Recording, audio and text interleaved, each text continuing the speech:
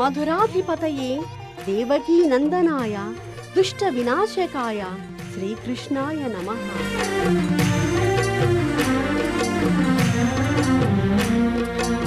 మధుర సప్త మోక్షప్రద మహానగరాలలో రెండవది మధురా నగరం.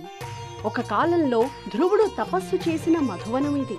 తర్వాత మధు అనే రాక్షసుడి కుమారుడు లవణాసురుడు దీన్ని ఆక్రమిస్తే రాముడి కాలంలో శత్రుఘ్నుడు అతన్ని సంహరించాడు.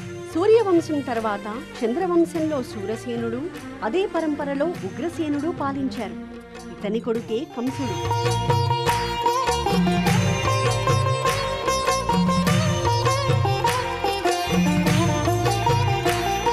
కంసుని పినతండ్రి అయిన దేవకుని 7 కుమార్తెలను వసుదేవుడు వివాహం చేసుకున్నాడు.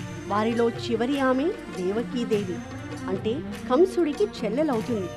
తానే ప్రేమతో వివాహం చేసిన ఆమె అష్టమ గర్భం తన ప్రాణం తీస్తుంది అనగానే శత్రుత్వం పెంచుకుని చివరికి అలానే చనిపోయాడు.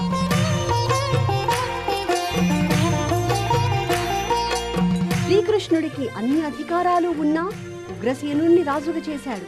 మకుటం లేని మహారాజుగా రుక్మిణి సత్యభామ సమేతుడై భద్ర విమానంలో ఆరాధనలందుకుంటూ ఆ మాయావి ఆళ్వారుల మంగళాశాసనాలు పొందుతున్నాడు. దర్శిద్దాం.